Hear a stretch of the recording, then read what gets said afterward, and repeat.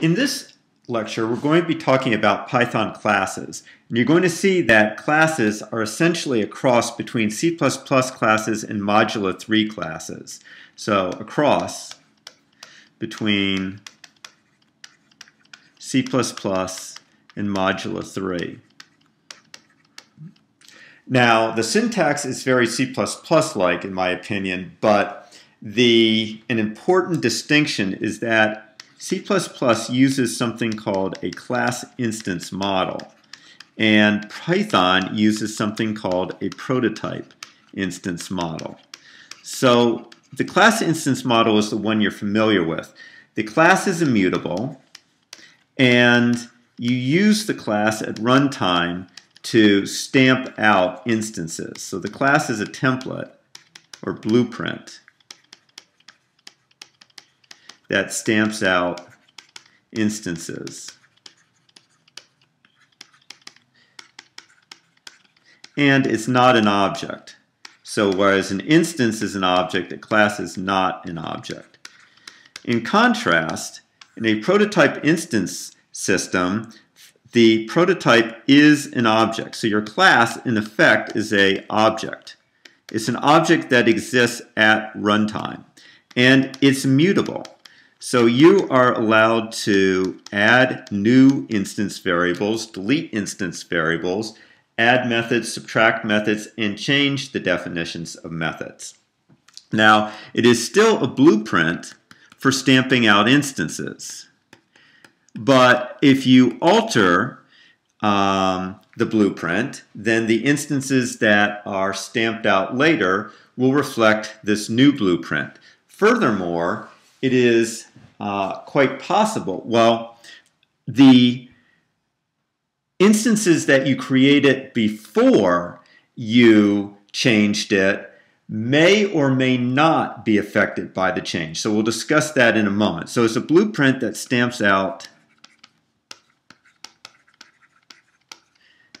instances.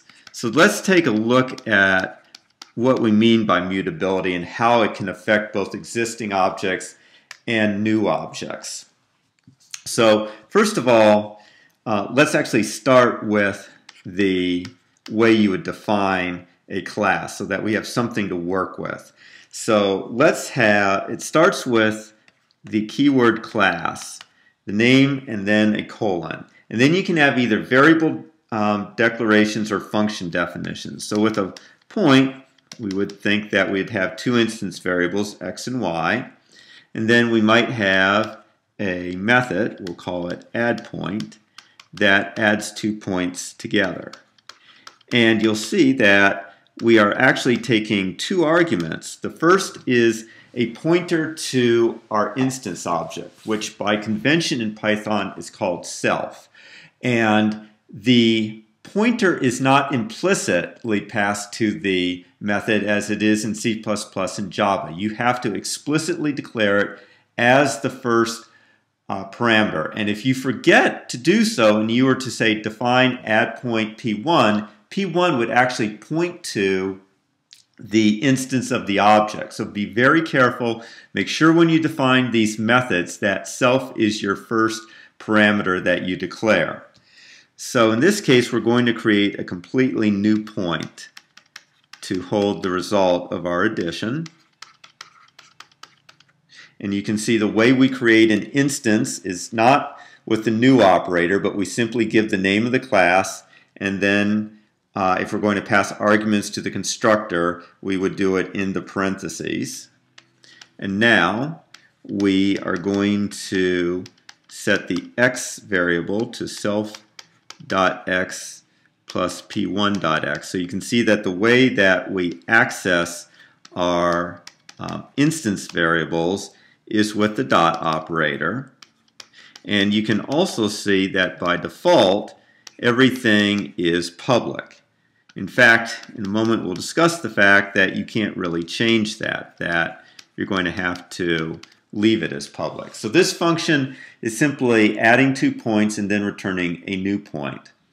And if I can create a instance now of point, and I can modify that instance. So a.x equals 20, a dot y equals 30. And what happens is I actually now have two objects. I have an object A, and it has two variables, x and y. And we have another object named point, also with two attributes named x and y, and also with a attribute named addPoint, which is a pointer to a function named addPoint. So it's actually a pointer to the function named addPoint.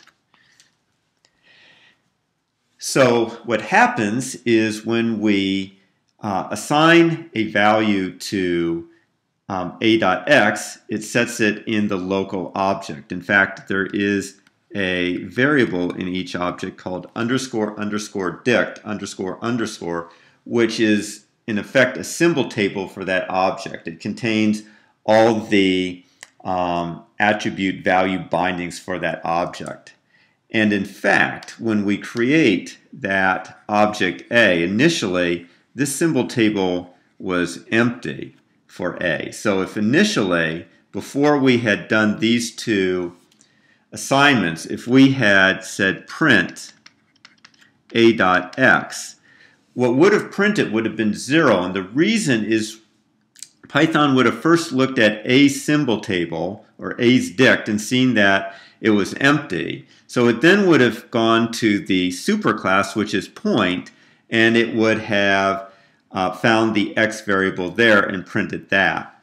So in fact, there is a underscore class variable here that does point to the parent class. But then when we said a.x equaled 20, it added an entry for x to this symbol table. And then when we said y equals 30, it had added an entry for y. So if we can change the definition for point. So it's already been created. Let's say that we add a new variable. Let's call it center or point dot length. And let's say it's equal to 10. Well, this adds a length value to points dictionary. And if we were to now say print a.length, the value 10 would get printed because it would first check A, not finding it there, it would check point and it would print length. So this is an example where changing the blueprint for point changes an existing instance. But let's instead now delete the variable x from point. So del does that. So this would delete x from point.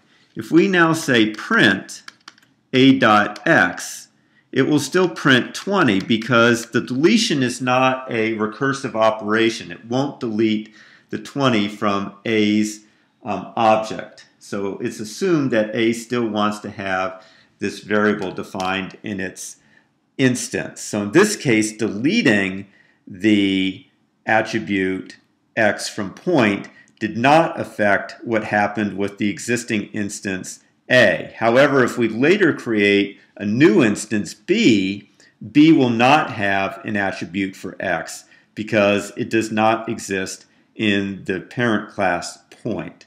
So this hopefully shows you how some mutations to a class object can affect an existing instance, and in other instances does not affect existing instances. Now, another useful feature is that we can modify a method. So let's say we found a bug in the addPoint method. We could actually, just in the interpreter, define a new method, say addPt, and again self and p1. Change or define the function, then say point dot addPoint equals addPt, And now we have updated the method definition for point so that it points to the function addPoint. And if we now call a.addPoint, it will in fact reference this new addPT definition. So in this case, it would inherit the new definition of addPoint. Now, we alluded to the fact that instance variables are public. So instance variables are public. And you can't change that. There is a convention in Python that if you want a variable to be private, that you can put a underscore in front of it. So that denotes a variable that we would like to be private.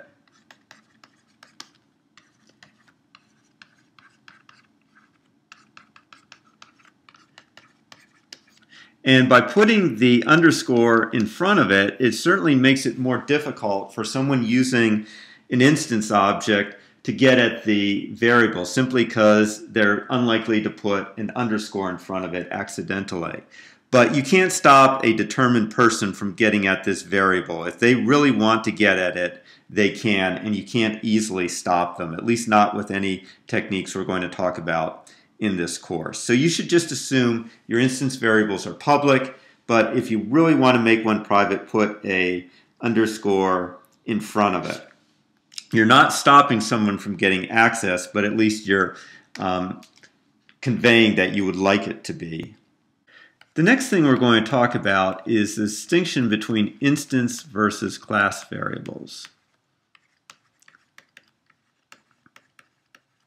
Now, by default, things are instance variables in Python. So if I say class point x equals 0, y equals 0, and I create an instance of point, then typically I'm thinking of modifying these variables, and hence they're local variables.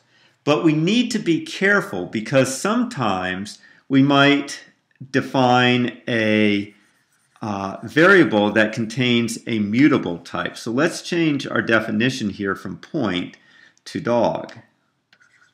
And let's say that we define an instance variable called tricks, which is a list of the tricks that the dog performs. And we're going to also define a function. We're going to call it addTrick. So every time we teach our dog a new trick, we're going to call this function and append to the tricks list the trick that we just taught our dog.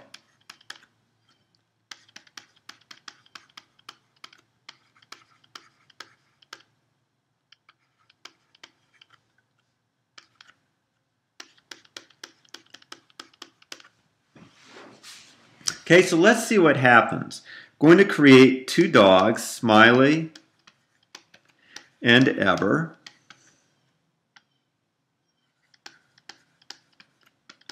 And we're going to add new tricks for each of them. So for Smiley, we just taught her how to beg, so we're going to add the begging trick. And for Ever, she's a Labrador Retriever, so we're going to add the trick of fetching.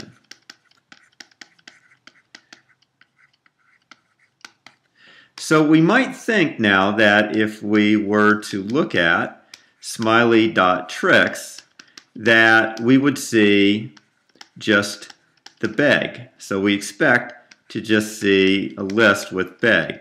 But in fact, we don't. What we see is a list that contains beg and fetching. And the reason we see a list that contains beg and fetching is because tricks is a list, and a list is a mutable value. So in fact, when we went and altered this mutable value, it was treated as a shared value between classes. So one thing we have to be careful about is if a variable contains a mutable value, such as a list,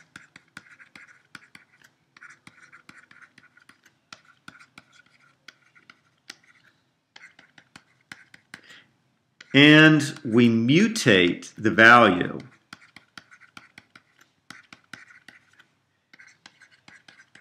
then that mutation will be seen by all instances.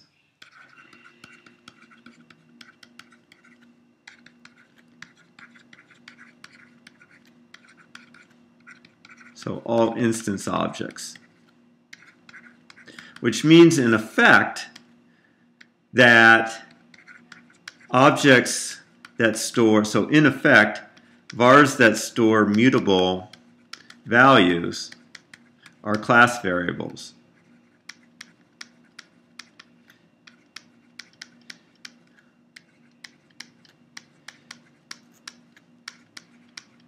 Okay, so we can change that. This isn't something that's really desirable. And the way that we change that is through constructors. So we can make these mutable values, or variables that store mutable values, be instance variables by using constructors. And the constructor in Python is underscore underscore init, and it takes takes its pointer to itself plus any other args that you want to provide. Okay, there can only be one init. So unlike C++ or Java, you can't overload it. But you can provide what are called key value arguments. So you could say, for example, init self, say, x equals 10, y equals 20. And this gives you a lot of flexibility. You could now call this constructor, say, new point. That would work, and x would default to 10 and y to 20. Or you could call it as new point 10, and say 30, and x would be 30 and y would be 20. Or you could say new point y equals 50, and now x would default to 10 and y would be equal to 50. So you can use keyword arguments to customize your constructors. Now I said that you can use constructors to change your instance variables, so if that store mutable values so that they are true instance variables. So the way we would do that, let's do class dog, we would declare an init function, and inside the init function we would create a local variable called tricks, and by storing it in self, that's storing tricks in the local dictionary rather than in the dictionary for dog. And when we modify tricks, we're now modifying it locally. So what I'm saying is dog now has no variable called tricks, whereas each instance, let's say we had a equals dog, every instance in fact does have a local variable called tricks. So this is kind of something also a matter of form, but when you say class point and you say x equals 0, y equals 0, that is different than when you say class point def init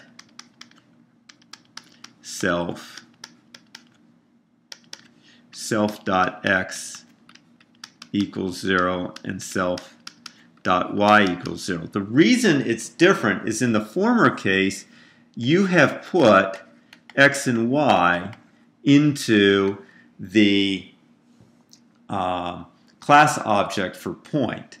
And if you don't define an x and y in an instance, it will still get that value from the parent. Whereas down here, what you've done is you have explicitly put an x and a y value into each instance object. So a equals point. You have explicitly put an x and a y into every instance. So that's a matter of style. A lot of literature I read suggests anything that you want to be an instance variable should really be put in the init function, and anything that you mean to be a class variable you really should put in the class. However, so class variables are defined in class. You should know that anytime in an instance you say a dot some variable equals, you are storing that variable locally and in A and converting that variable to an instance variable. Okay, even in the case back here where we had tricks and dog and we seem to be sharing it, if after we said smiley equals dog, if we had said smiley dot tricks equals like that, then in fact smiley would have gotten a local variable called tricks, and when we add it beg to smiley, it would have been added to the local version of smiley, and when we printed smiley, it in fact would have simply been beg. And then when we changed ever here, it would have changed still the variable that was in dog, so that variable was still being shared by the other instances of dog. Okay, the next thing we want to talk about briefly is methods. And there's an important distinction that is made between methods and functions in Python. So in a class, when you define a function, that's how it's stored, as a function. In an instance, it is considered to be a method. So for example, in our point class, the add point is in fact, in point, it is a function. But in an instance like in A, it is a method. So what's the difference? The difference is that a function has to explicitly declare the self parameter and a method doesn't. Okay, or a better way of putting it is when you call a method, you don't have to pass explicitly an instance of an object, but when you call the function, you must. Okay, so an example. So when you call a function, when you call the function, you must explicitly pass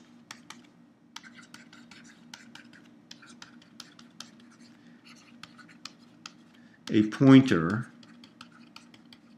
to an instance object.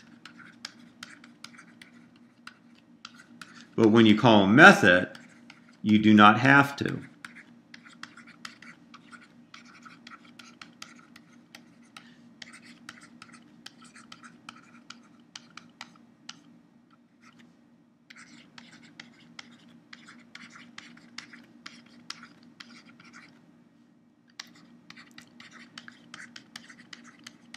So an illustration would probably help here. So let's say that we have A equals point, and we have B equals point.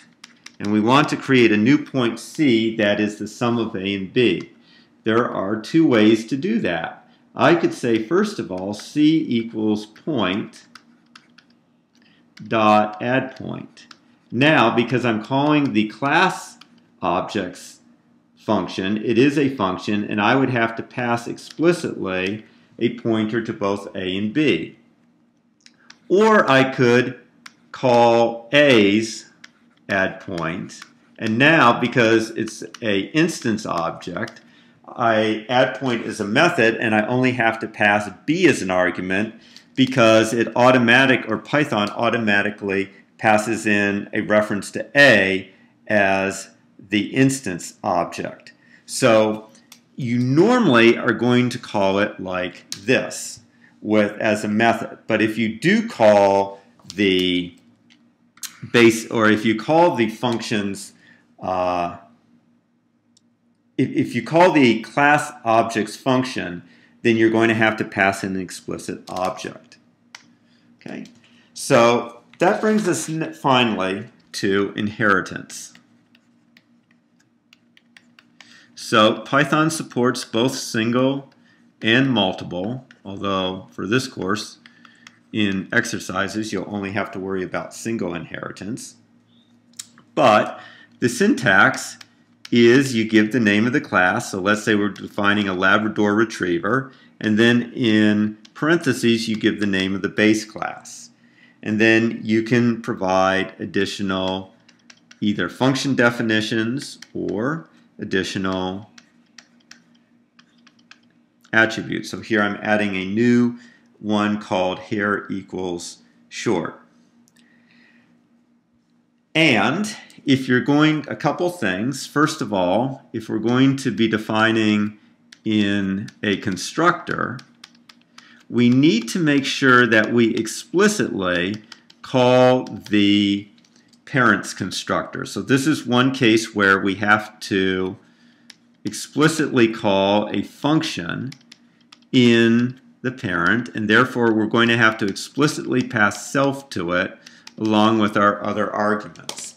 If we fail to call our parent's constructor, then the variables that the parent's constructor declares will not be created, which can definitely create confusion when you are dealing with your subclasses. So let's say that we had forgotten right here to call dog.init, and we had some class A equals lab.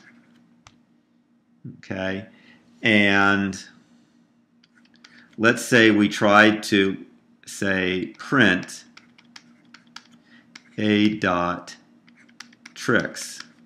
Well, if tricks had been defined in the constructor for dog, this is going to get us an exception because we failed in our own constructor to call dog's constructor, and therefore tricks remains undefined. So be very careful and make sure that when you declare a constructor in the subclass that you explicitly call the base class's constructor.